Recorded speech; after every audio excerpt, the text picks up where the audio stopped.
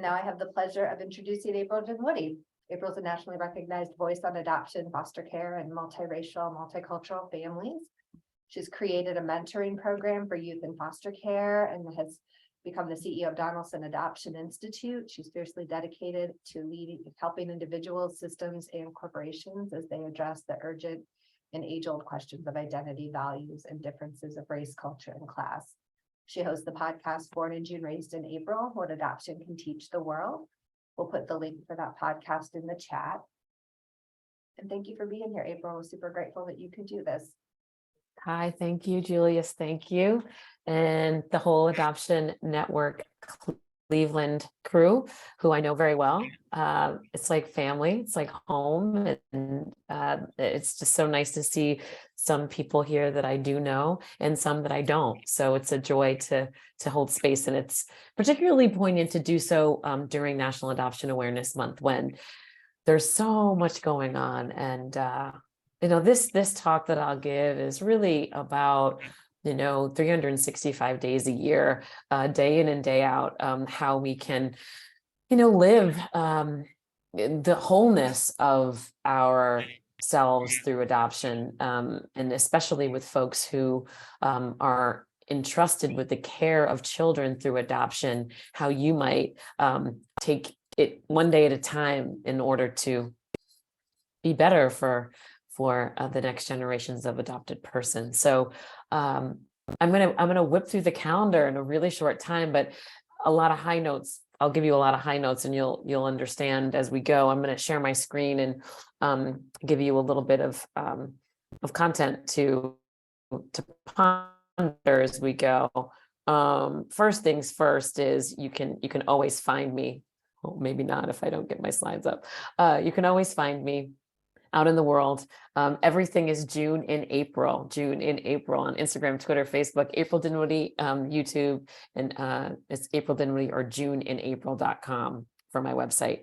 And you'll hear more about that in a few minutes. But a few grounding principles that I hold as I come into the space that are really important. And these have been created over time in me because not just as an adopted person, but running an institute for adoption, foster care, education and research and all the camps that I do and the school projects that I do, and then the diversity inclusion work that I do, kind of all rolls up to these 5 things. Adoption is not a one-time transaction. It's a lifelong journey. That journey is ever changing because I'm now 51. I just had a birthday, and it's different. It's different than it was a year ago. It's different than it was yesterday. There's so many things that keep coming over time. This idea of basic human rights for all humans. I don't know anything more human than being born. I don't know anything more profound than being separated from the family that you're born into. And I believe that human rights touch every piece of adoption. That is family of origin. That is my term for birth family or first family, and then family of experience, which is adoptive family. And then of course, the adopted persons who are at the center. All of it is connected to the humanness of all of us. And we all have rights within that space. And it all sort of hinges and centers on the truth and access to information. Children are not commodities. When we start to commodify adoption, or when we have commodified adoption, the children feel that, at least the children that I know and have been around, in the child that I was once and the grown-up that I now am. We have this idea of like, how much did this all cost? And I've had children ask me, how much was I? We know that this market force in adoption is not just about private adoption. It's also about child welfare adoption, foster care adoption, where money is allocated to different places. We have to follow that money. We have to know more about that money. We have to pay attention to that money. Adoption in America lacks uniformity. You see the patchwork, right? There's a patchwork of laws, policies, and practices across the country. And then on top of it, we have people, right? And people make decisions. People hold a lot of power in this space and time of adoption. And when we have laws and policies and practices that aren't airtight, that leaves a lot of room for people to be people. And sometimes that's not operating at the highest level of integrity. So we have to make sure we know what the laws and policies and practices are, and we have to be able to navigate through that and hold systems accountable and ourselves accountable. No reform without education. We have a lot to learn, and it's not just academic work. It's this kind of work. It's the stuff that Adoption Network Cleveland does so well in terms of making space for us to sort of wrestle with some of these things. It's about like learning and growing and making sure that we can get an A+ at the end of the day. If we are talking grades, like we want to continue to be better. A few more things. The most vigilant eyes have blind spots. Some of us have been in this space and we do the work and we think we're on it, we're getting it right. And a lot of days we do, but some days we don't. And there are blind spots that come in and we go, oh my gosh, I didn't think about that part. Oh no. I'm here to sort of fill in some of that, I hope. And if there are a blind spot or two or three or many, that will close that a little bit and we'll wake up to the things that our eyes have to be wide open about. Also, this idea of 10,000 hours of practice. Malcolm Gladwell, who wrote Talking to Strangers, Blink, Outliers. He has this theory that it takes 10,000 hours to be really good at something. There's a lot of layers in adoption, especially when there's differences of race and ethnicity, and there's always differences of culture within adoption. But we have to get really good at talking about it. Like, how much time have you really spent talking about and navigating the hardest parts of adoption? How many hours do you have? And have you reached that peak of 10,000 hours where you really feel like you could like really own this and really be centered on the hardest parts for the children that are entrusted to you? And the last one is all parents and families are my parents and families. You hear stuff about my family that isn't easy to say. But that is really all about making sure that all of y'all have what you need as you continue to caretake and care for yourselves, care for the others around you. So I hold you as I hold my family because that's really sacred to me.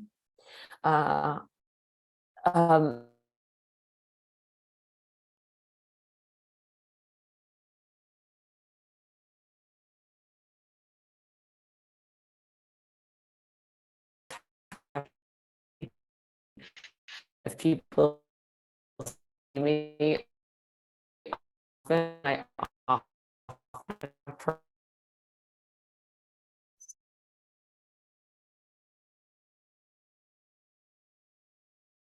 I don't know what happened here.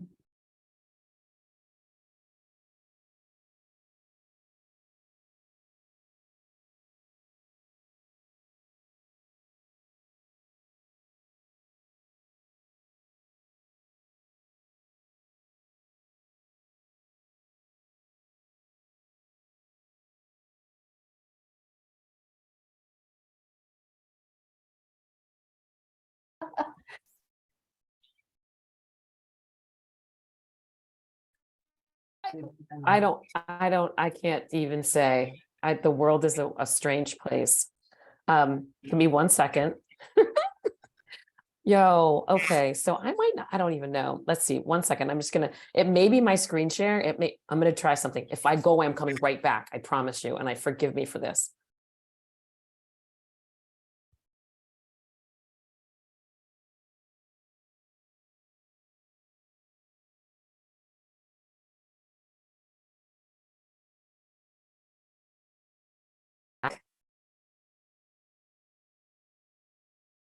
Can y'all hear me?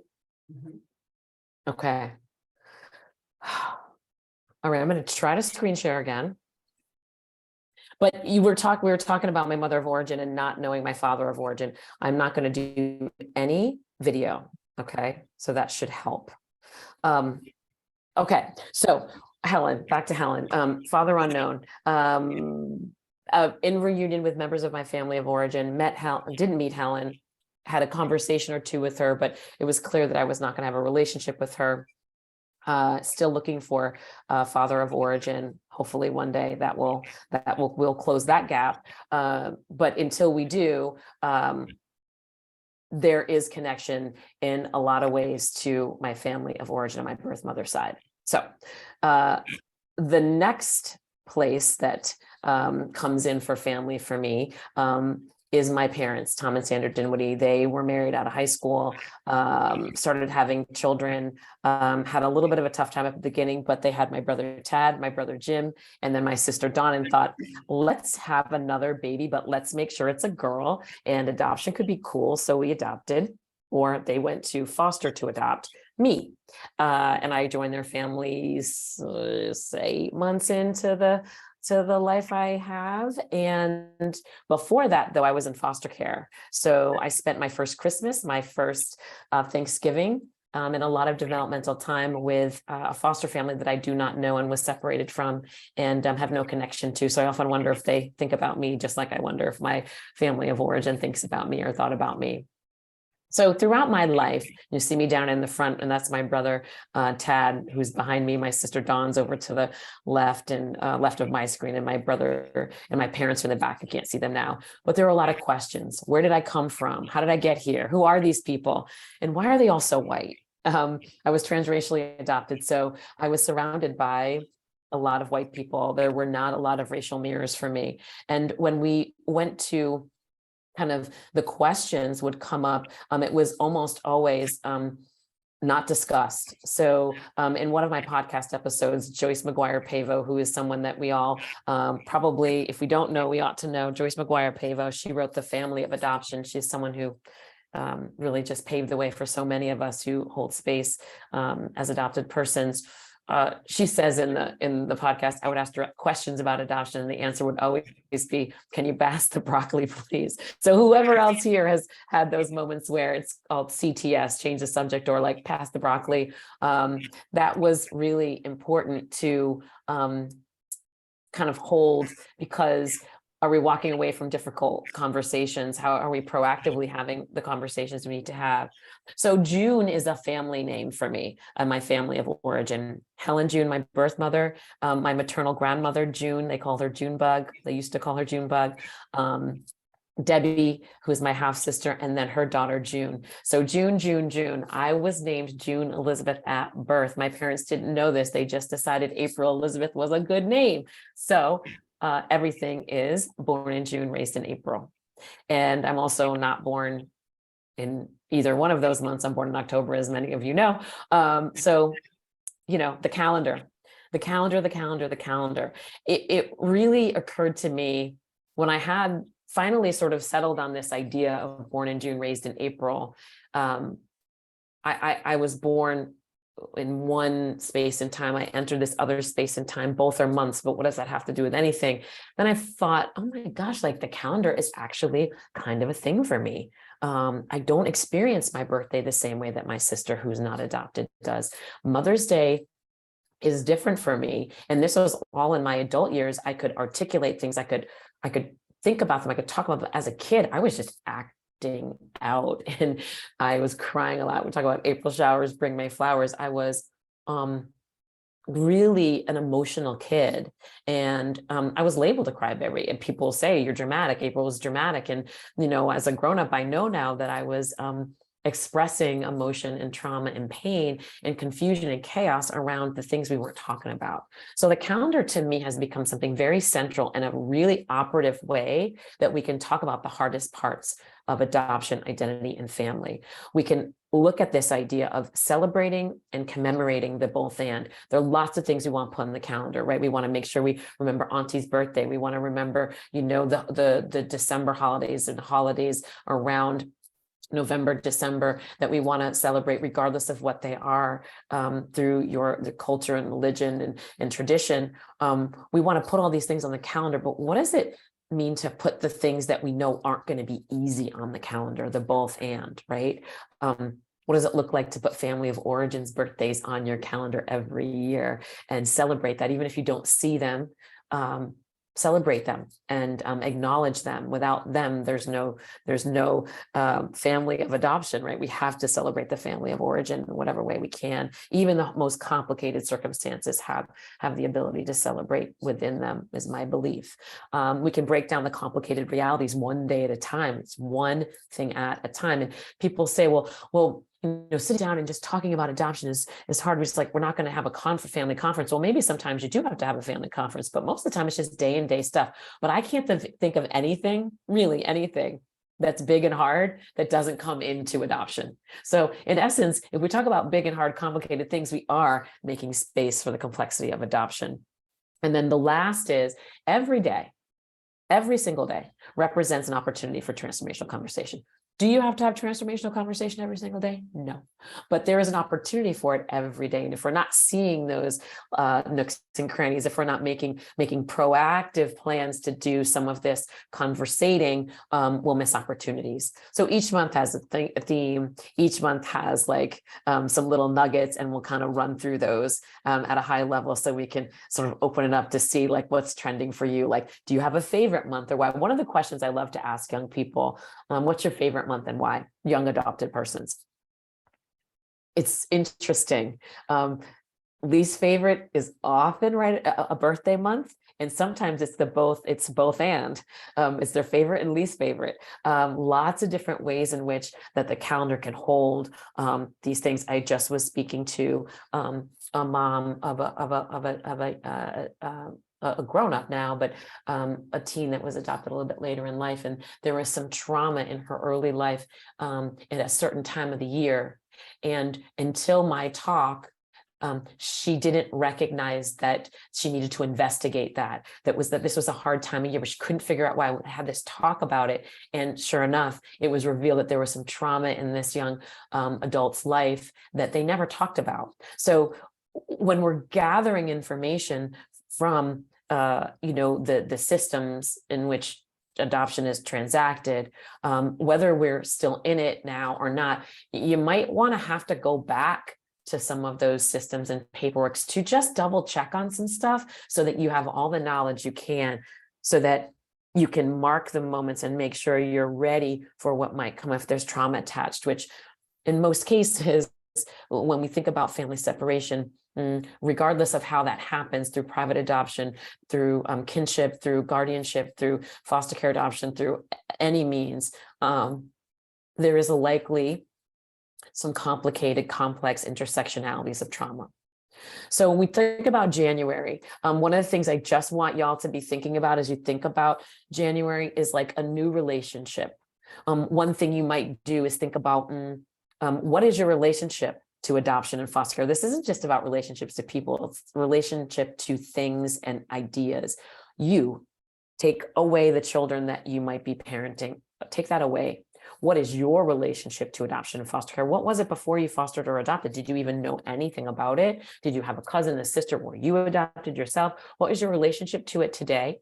What was it in the past? What you want it to be in the future? You can take notes on this. You can like take some time to talk with a friend, talk to yourself, like kind of air this out for you first. What is your relationship to family? Who doesn't have a complicated relationship to family? Please raise your hand. And then I want to come over for tea with your family, because I want to know a family system that doesn't have complexity in it. But I really think you got to get closer to the complexity of your family system, the relationship to your parents.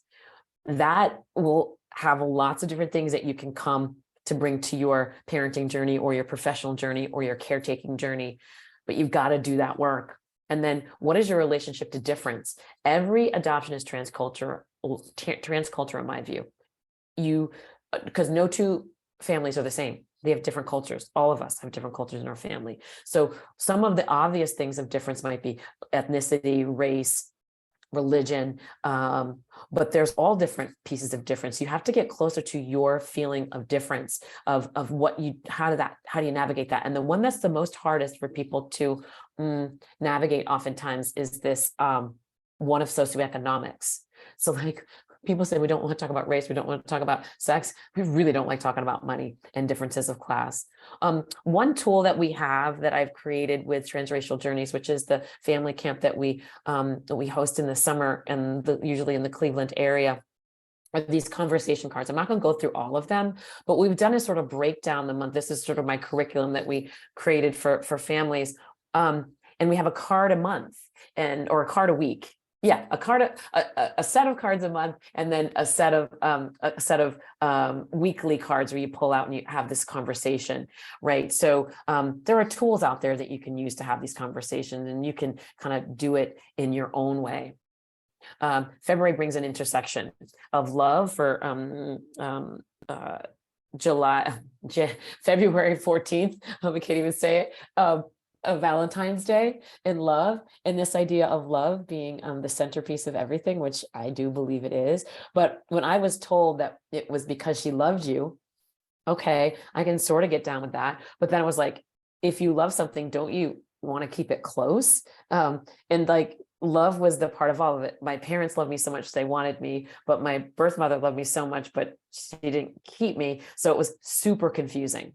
Super confusing. So what is love? Like, and some of the questions that would come up, how was the first person that loved supposed to love me? How could she leave me? How could I be so wanted, but like they left? Like, so am I lovable? These questions would come up.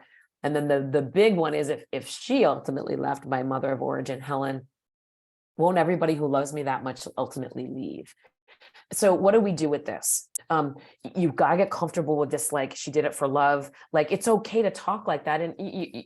And I think sometimes we say that, but we don't really know that. I just sit with that for a second. We say that it was a move of love, but we don't really know that. It's okay to say it, but there's got to be more.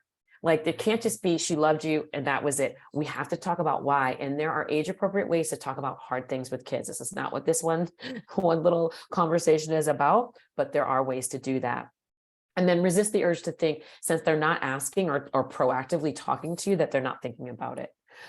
We then talk a little bit about racial identity, right? I'm not gonna go well, maybe I will play it, but you can look on my YouTube channel. It's Marcus.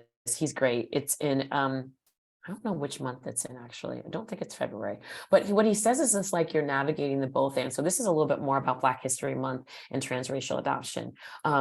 So having this conversation about love and self-love, but February, really, when we think about Black History Month, is, how can we have these conversations about difference? How can we open up that space and have it ongoing 365 and really talk about difference openly? Be a family that talks about hard things and celebrates the joy and really talks about the hard stuff, because you can do the both and don't wait for February to have these conversations. Obviously, start them early, often. And then at the end of the day too, it's having the harder conversations about what happens out in the world where you can't control what happens. So February is a great month to even think about it in theory, having some of these conversations. But again, they dot the calendar every day of the year. We can have these conversations, and sometimes not even we don't want to have them. We have to have them because something happened. March is like St. Patrick's Day, right? And it's also Women's History Month. And the big headline for us to talk about in this month is luck and adoption. We may be lucky enough to gain an incredible adoptive family when we are adopted, but we lose parts of our story, our identity, and we lose the experience of being raised by our blood relatives. How is that lucky? Can it be both and? I am fortunate because I say I'm fortunate, not because anybody else tells me how to feel about adoption. We really have to unpack that, especially during National Adoption Awareness Month, when there's all of this narrative of finalization days and all the things. We have to put the both and next to it. And we have to help people around us, especially teachers and educators and other families and other children and other people that intersect with children. We have to help them understand that saying you're lucky is really a hard thing for everybody, because parents will probably never be good enough if they have this beautiful narrative of luck. Children will never be able to feel the unlucky parts. And then what about family of origins? How is that a lucky thing for them to not be able to parent the children born to them, even if they choose an adoption plan? And that is all up to the individuals that are part of this constellation of adoption. So there's nothing in judgment of that. But if we place luck on top of the whole thing, it just sets everybody up for some unrealistic conversations. So thinking about luck, right? There's a way to kind of talk about these things. Do you feel lucky as a parent? And if so, why? And do you do that thing that some parents do when someone says lucky? No, I'm the lucky one. Unpack that too, right? And if you're a professional working with families, help them unpack that idea of luck and adoption. We get to April, naming and claiming. I was given one name at birth. It was changed to another. They're both mine. and they were given to me. So the question about this, so I want y'all to really think about this one, is who are names really for? Are they for kids or for parents or both? And how do you feel about your own name? And would you have changed it? Did you change it? We are here, by the way, we are here. If we are on social media, and if children are on social media, I'm not saying they should or shouldn't be. I'm just saying that if they are, and if they're not, there is this whole idea that you can @symbol yourself. I'm at June and April. That feels good to me. Am I changing my name back to June? No, but I like the name June. I wouldn't mind it, but I'm not going to legally change my name. I like my name. But I also have another name. So it feels really good to do that. Now you can @symbol yourself all day. You can change your name. So they were in this flow and movement, even outside of adoption, where identity, exploration, who we are, our names, our gender, who we love, how we love, what we want to do in life. It's all fluid, y'all. And adopted persons and those of us who have been separated from family, I think have an interesting runway to explore that, and oftentimes do. So something to hold in terms of understanding this naming and claiming and what that really means about identity. And then the real big question is, if you've named a child, how would you feel if they wanted to change their name? We talked a little bit about this at the beginning. April showers bring May flowers. I know now where the tears came. I know why some things that were like literally spilled milk that I was having a real hard time with. I know what that was about. I know it was confusion, it was sadness, it was anger, it was loss that didn't see the light of day. Now I understand it. Now I can, the May flowers are the ways that I can heal and I can be in better relationship to that trauma. The next 2 months, y'all, these are biggies. Mother's Day and Father's Day, right? These are my two moms. Look at them, Helen and Sandy. The beauty, oh my goodness, I look at these two. How I wish they would have known each other. How I wish they could have known each other. Helen is no longer with us. So it just seems like such a thing that ought to have happened in our lifetime. And this is what I say about Mother's Day. I simply wouldn't exist without one, and I can't imagine existing without the other. Both and. And when we think about this, we have to really think about love and loss, the disconnection and maintaining these questions and emotions around it. When I was making a Mother's Day something for my mom, I did think about the other person out there and wondered, was someone making something for her? And should I even be thinking about her? And then I'm like, let me get back to making this card, and we have to have this information too to center on the truth. So mother's love and loss. And I think it's important for parents parenting, what is your relationship to your mother? And I think about my mother's relationship to her mother, which is beautiful and glorious. And it was cut very short because my grandmother was tragically killed before I was even thought of. My sister was a baby. So my mom lost her mom at a very early age. And I think that loss that she never was, I don't think, able to really properly grieve and process, because she had 3 kids and a husband and like a community that said, snap, Sandy, get, heal, keep going. Just, no time to cry. I think me mourning my mom, my mother of origin, was really hard for her to wrap her head around. She also, was so angry at Helen for not fully accepting me, which is also complicated. So we're here and we think about Mother's Day and that idea. It does, require some thought and some investigation of our feelings around it. And then Father's the same deal, really. I wouldn't be here without one, genetically and biologically. And I can't imagine existing without this guy who changed his sweater into that really cute striped thing.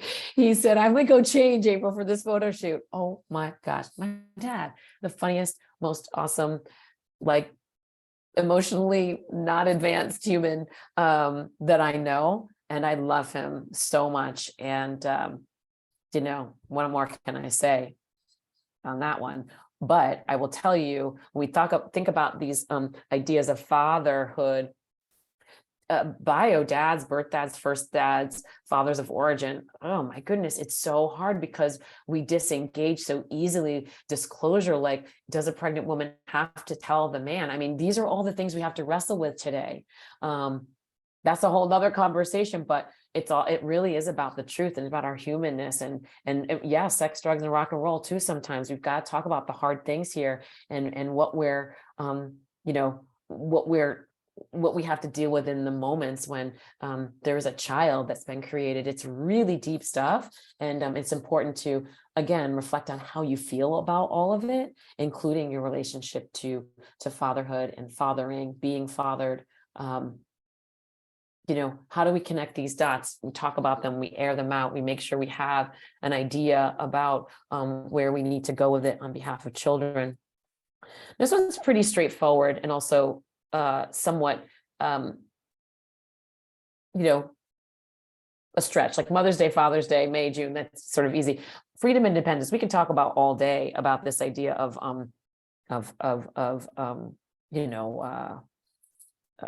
the holiday itself. Like, again, that's another one, but July 4th, who's really free? But this idea of the freedom and independence to explore who we really are.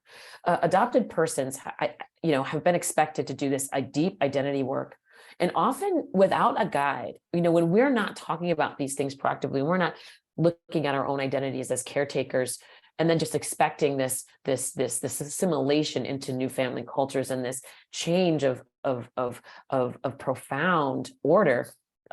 We've got to help adopted persons on this journey, and recognize that it is a journey. So first and foremost, what do we need to fully explore who we are in our identities? What have we had access to? What is the privilege of having access to an original birth certificate that most humans hold that privilege?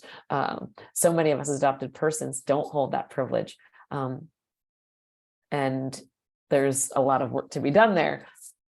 But think about for yourself too, if you're not an adopted person or haven't been separated from family, how do you reconnect what's been disconnected? Do you have relationships that have been disconnected that need to be reconnected that you work hard to do? If you can do some of that work, that's really part of the skill set that will be leaning into family of origin, leaning into reconnecting some of those severed connections as part of the work.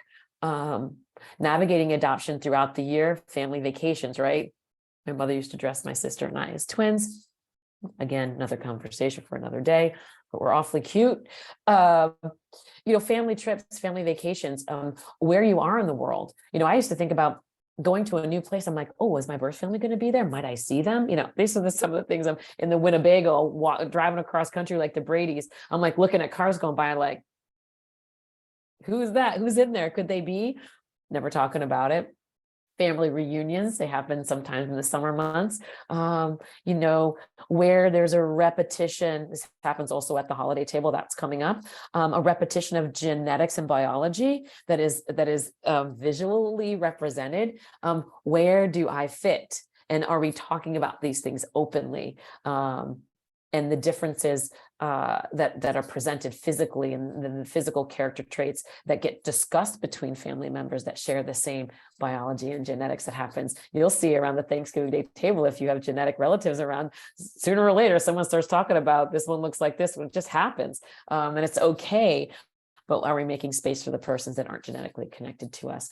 And this one's really interesting. And people usually don't think about this, which is, I had a mom of a young teen who was going to their first baby shower, and she had the self-awareness to ring me up and say, how do I navigate this with my daughter? The anticipation of the arrival of a baby and the planning and the joy around that, which we don't usually have a connection to as an adopted person. So these things may be subtle, but these things dot the calendar, and they may be coming up and worth discussions before you go into those spaces where there could be activation on the part of an adopted Funerals, ambiguous loss, disenfranchised grief. When we're mourning the loss of people in our lives, so often we haven't made the space of mourning and loss for the family that a child doesn't get to be around. So the intersection of loss can be so profound. I realized something recently. This is very vulnerable for me to talk about because I haven't talked about it out loud yet. it's occurring to me over time. I think it was creeping up on me, and I finally figured it out. I've had reconnection to family of origin for a while now, but in 2021, I lost both my biological half sister, who was very young, and she was older than me, but she was too young to leave the planet. And then my first cousin, a cousin who was the first biological relative I ever met. And he was the first person to embrace me when everybody else didn't. And they both died several months apart from each other in the same year. And I have felt myself, I've just realized this. I'm like, why haven't I reached out to my family? Like, what's up? And I'm afraid that they're all going to die. It's so bananas. Like it, and I feel very safe to share that. But like, I have now, been so afraid to get close to them because I'm afraid that another one is going to die, and I just don't want anybody else to leave.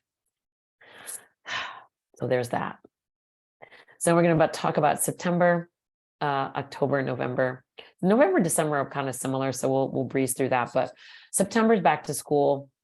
Y'all, if you're not up in these schools, helping your kid understand, if you're not as professionals, making sure teachers and administrators are talking about family structure, because we're sitting there in our classrooms, and I know this to be true because I'm in classrooms all the time.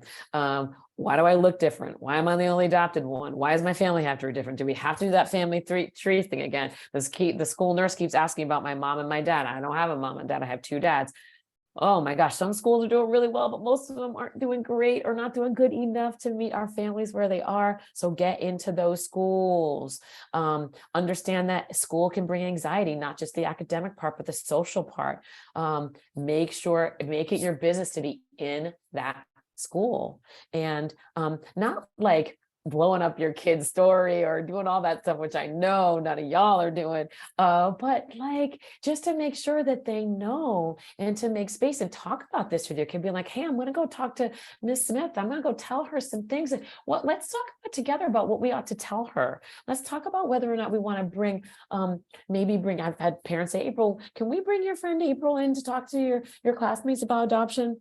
Is there someone you know that could come into the school and really help people understand and really let it be a co-created thing? But you do have to get in there as the grown-up to talk about the activities, to talk about the exercises, to talk about family day.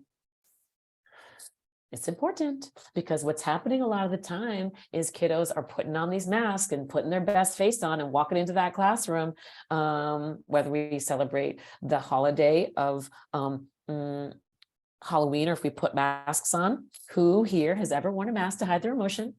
I know many of us have. I know I have, for sure. And I know a lot of adopted persons do, because they don't want to upset the family. They don't want to make their mom mad, or they're worried, or they just want to put their game face on. They don't want to be sad today. So think about that.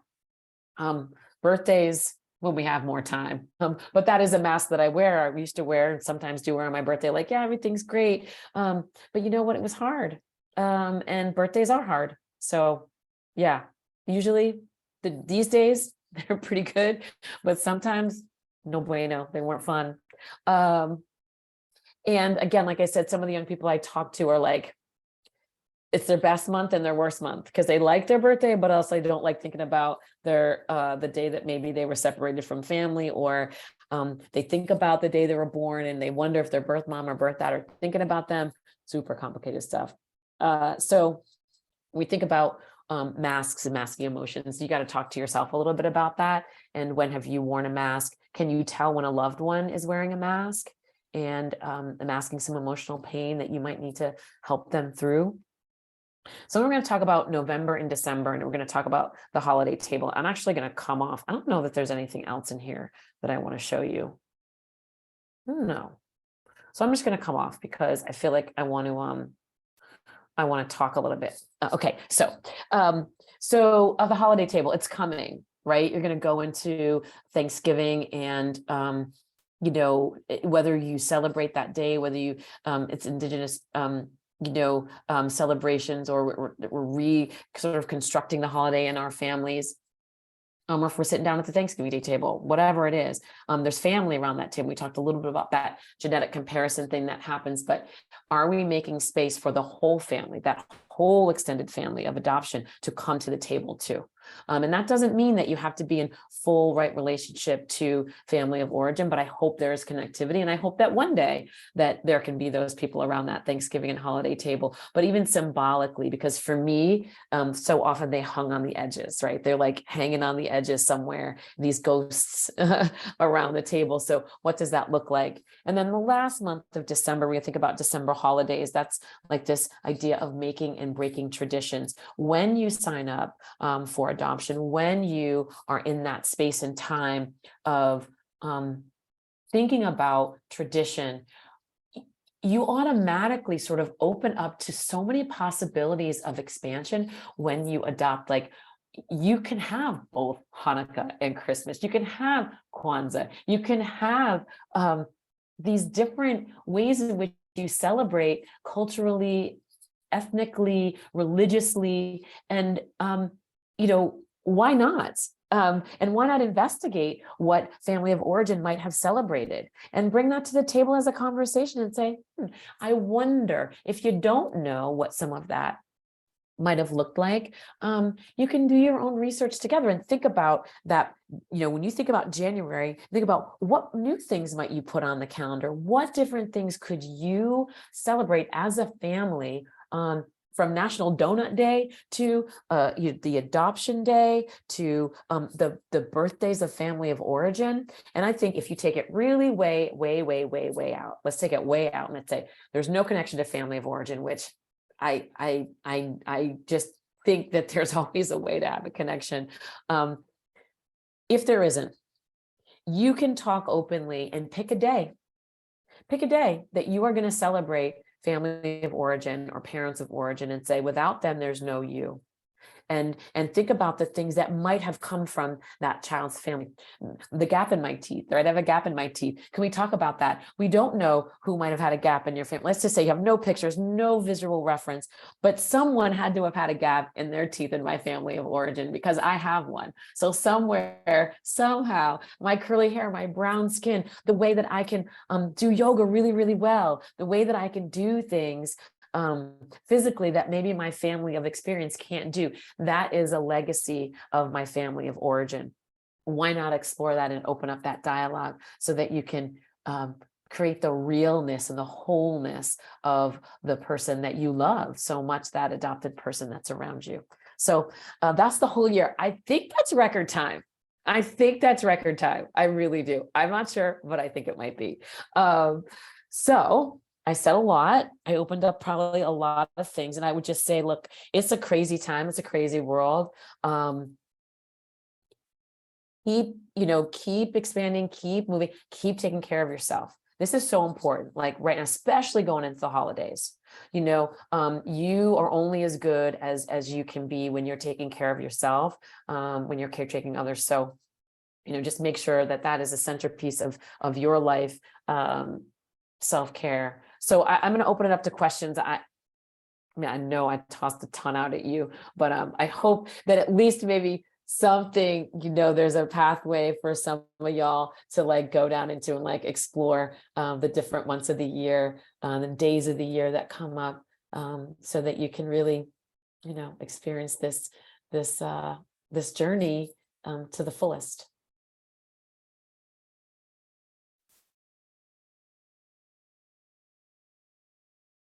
Is it okay if folks just pop off mute, April? Yeah, 100%. Hi, April. Hi. This is Darcy. Thank you so much for this. I have never thought of adoption in that way. I'm a transracial adoptee from Korea, and just I've loved this idea and going to take it back and just really reflect on this and stuff. My curiosity question is that for you, I guess, and it's totally up to you in terms of, and maybe you've kind of answered it a little bit. Are there, in the years as you keep doing this, are there different months that are harder than other months, or is it always the same month that is hard for you? Hi, Darcy. Thank you for popping in. Thanks for your good words. It means a lot. Like just being able to deconstruct the calendar in this way has given me so much like real foundation for being able to talk about things and to feel them and to allow myself to like feel it and to help others. remarkably, it has changed. I mean, over time, I've gotten to understand why October is hard and my birthday month. Like I know this, right? Like I can prepare for it.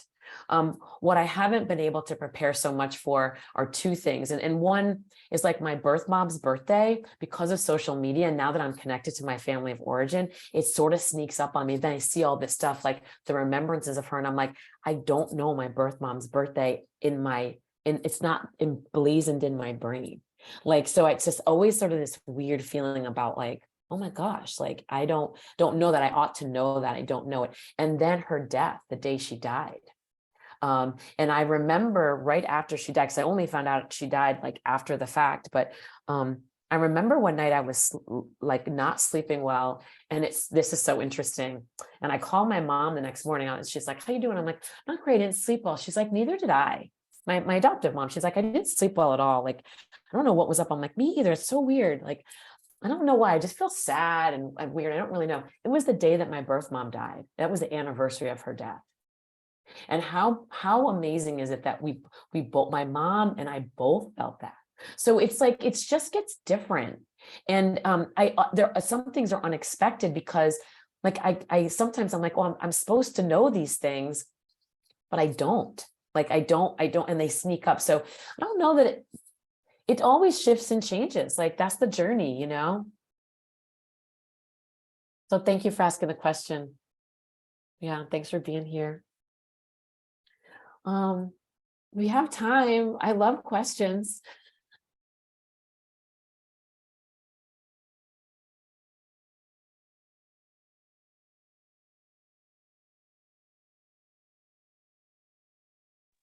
I have a quick question. Oh, Hi, Marcy. Oh, hi, Beth. There's Beth, Marcy, and then Beth. okay.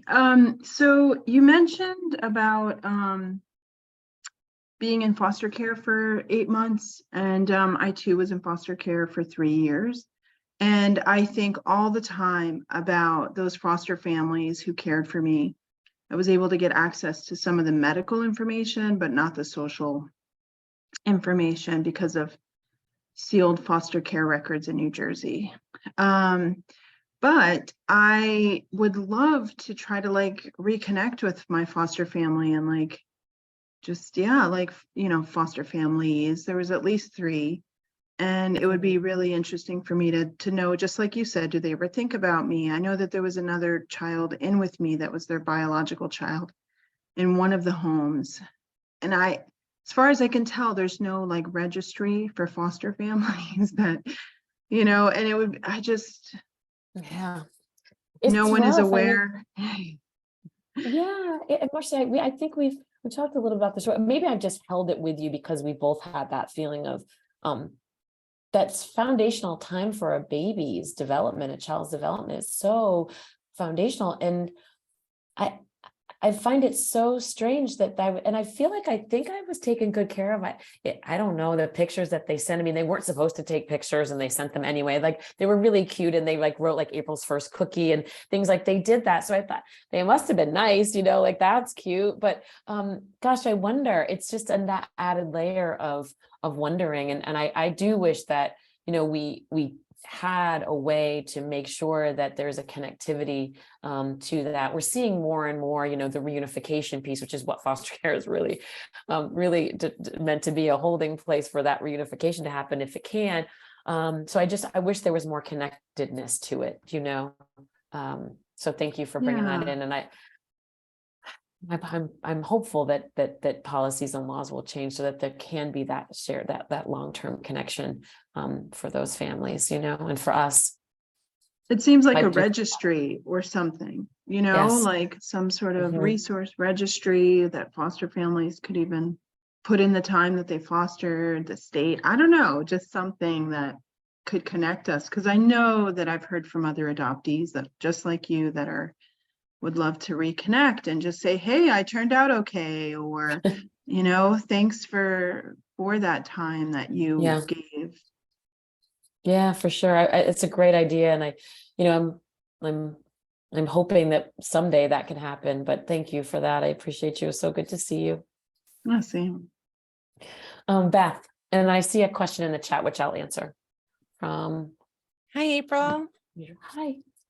It's good to see How you, are honey. you? You look so great. you. Happy belated birthday. Thank you. I Thank you. turned 51 this year too. Yay! It's so awesome. I love it. I wanted to share with you, something happens when you start to talk. I always text Javi's birth mom. It's like you're talking and I'm like, wonder how she is. I should really text her. So we're having a conversation about Thanksgiving and what she's doing for Thanksgiving this year. And I just wanted to thank you so much for sharing your calendar, because we do have an open relationship and we text every once in a while to say hello. She's not interested in getting together right now. But just nice to be able to reach out to her and ask her about her holidays. I don't usually ask her about her holidays. And because I don't ask, I can't share what she's doing with Javi, our adopted son. So now I have some information to share with him. And I have some planning to do around our holiday this year to represent their families of origin for Javi and Isaac. So I wanted to ask you, I'm on the PTA, I'm the vice president. I'm in and out of the school all the time. I'm constantly immersed in it, walking up and down the hallways. Everyone knows who I am. Everyone knows who my husband is. Everyone knows I'm Javi's mom. But like the visibility of me being his adopted mom doesn't feel like it's enough. And I don't know how to take it, like what you're saying, to this other level of like, let's really roll up our sleeves and talk about what it is, what it means that I'm the person walking into the building and not family of origin. And like, I feel like there's stuff to unpack for me to do that. I don't even know where I would begin. And I always feel when I talk with you, like I just want to get it done. It's a long game. That's not actually how it works. Like you do have to do work in order to get it done. It doesn't just create itself. So I guess what I want to know is like, how do you back up the process for emergence in school to like have my child have more self-reflection and be fully present? How do I create that for him? I have the status that I have available, but like, how can I use that to my advantage since I have this role in the school? Yeah. Well, I think the fact that, Beth, you're thinking about this and how you're showing up and being very present, for your children in the school system that you are, and I know this is transracial adoption. So particularly for children of color in school systems, having, a present adult who can watch and learn and hold accountable the systems and the people that are in charge of that space. It's so important. So your presence is really important. It is the long game. I feel like part of this, you're negotiating things now at one age. It's going to get a little bit trickier in the middle school ages and stuff like that when there's like parents, no, back up. So I think it's great that you're in there now because you will have that space and time. I would just investigate what's making you feel most inspired and uncomfortable when you get in those places, and when you're really in it, and really just like take some time to think about that of your own sort of internal activation that might happen of where you feel really excited or where you feel a little bit not so sure. I think, and we can talk more about this, you have access to me to talk more about it. But the fact that you're thinking about it and the fact that you're actively engaged in the school system, in the process of adoption, I think that is the starting place for sure, and that time and energy place. So you're doing all the things like, so just keep that up. And then, I can talk more about more specific things that you can do, I think, just in your development of identity and place. But that's a good thing to think about. Yeah. So I wasn't expecting you to say that. Thank you. Yeah, no, I don't think I give myself enough credit sometimes for what I'm doing. Because I always feel like I should be doing more. Oh, that's great, but I should be doing more. Oh my gosh, I'm missing pieces. Like, I remember you saying in family camp, everybody in this story feels like they're not good enough. And I live there so often, and it's very hard for me to accept that what I might be doing is good enough, you know, Mhm. and there's Mhm. more, and there's also more to do. So Well, thank and yeah, you're welcome. And I'll take these other couple questions before we wrap up, but I do want to say this, and Beth brought up a really important thing. You know, there's a shared, I think, across the extended family of adoption of that, like, worthiness and not feeling good enough. And it's this shared thing that we don't often like connect to. It's like, that's where we can actually all meet in that space and heal together, which is, you know, not feeling good enough to be kept by family of origin, not feeling good enough to keep the child, not feeling good enough to meet this, you know, this high level of engagement from a parenting standpoint. Y'all, we're all in it together. We're at the party together. We just need to make sure that we stay in and do that work. Someone put in the chat, did you meet your birth father? No, I do not know my father of origin. I did find out through Helen, a letter from Helen. I only talked to Helen twice, my mother of origin. Once it was okay, the second time was not good at all. And then we did some back and forth letters. And one of the letters she shared was that an act of sexual violence was my pathway to conception. So she did not have any information about my father of origin. So I'm on all the places for DNA, and I think sometimes I'm getting close, and I've got some really nice angels that help me do that. Some DNA detectives who are just amazing. Yeah, you know who you are. And I'm hopeful. But you know, Ty, I think there's a couple other things in the chat, but I think I'm just good, some gratitude in here. Thank you so much. Let's see here. I have one more from Jack. We have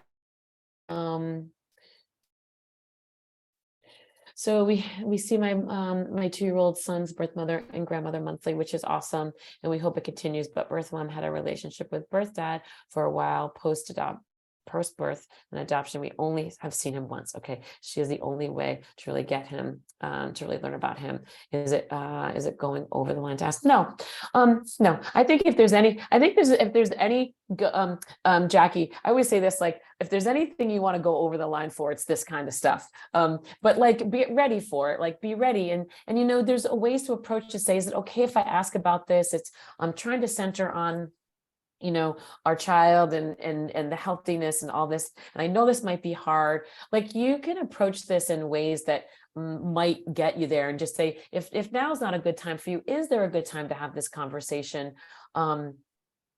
Because you know, it's hard. And so I think if you're being as thoughtful as you are in this comment here and the ways that you're moving through this, you have the ability, the skill, and the capacity to continue to have that, you know, sort of really thoughtful and intentional way that you're moving through this experience, and hold that and be vocal about it, and just say, hey, I'm really just wanting to see where we can go with this. And but really respecting your you know, the boundaries that you might set here. So hopefully that's helpful. I'm not sure if it is, but yeah, for sure. Thank you so much. yeah. Okay. Yeah. Well, you know, I am grateful for the space and time, and I'm happy to take another question if that's okay, but I'm also happy to let people get back to life in time. So I don't want to overstay the time. I know y'all run a tight ship here, and it's great that you do, and you're really great at it. Julius, I think, was with us, right? Is it Julius? Julius. Yeah, you rock. Thank you for making sure we do this. Well, Thank you. Links in the chat for everybody. There's a link for a survey if you wouldn't mind taking a few moments to fill that out. There's also a link to watch recorded Monday evening speaker series, as well as a link to our calendar and other events, so that you can see what else is happening with Adoption Network.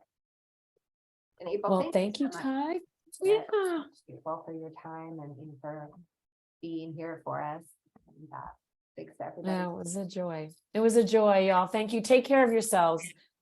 Blessings for the holidays, and all good things to everybody. Okay. And hopefully we'll see you at another time soon.